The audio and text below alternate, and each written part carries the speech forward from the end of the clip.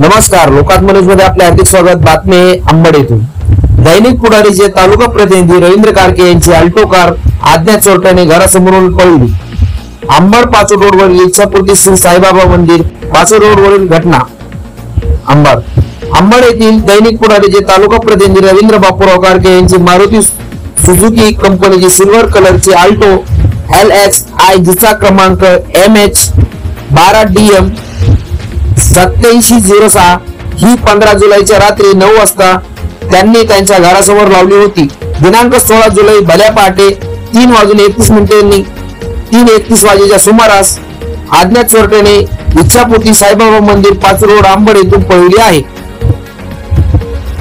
याबाबत अधिक माहिती अशी की रवींद्र बापूराव कारके दैनिक पुढारीचे तालुका प्रतिनिधी असून त्यांच्या मालकी हक्काची अल्टो LXIM जिचा क्रमांक MH12DM 8706 ही कार जिचा अंदाजे किंमत 1,50,000 रुपये अशी असून त्यांनी दररोज प्रमाणे इच्छापूर्ती श्री साईबाबा मंदिर पाचोड रोड अंबड येथील घरासमोर काल दिनांक 15 जुलै संध्याकाळी 9 वाजेच्या सुमारास उभी केली। जेवण वगैरे करून झोपी गेले।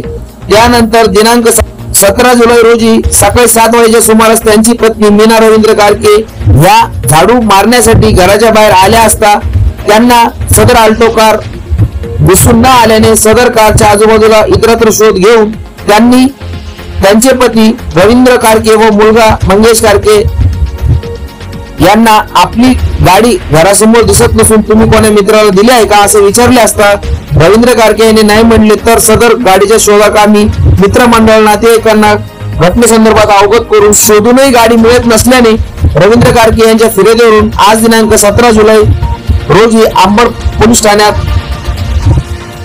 अज्ञात चोरट्याविरुद्ध गुन्हा दाखल करण्यात आला आहे।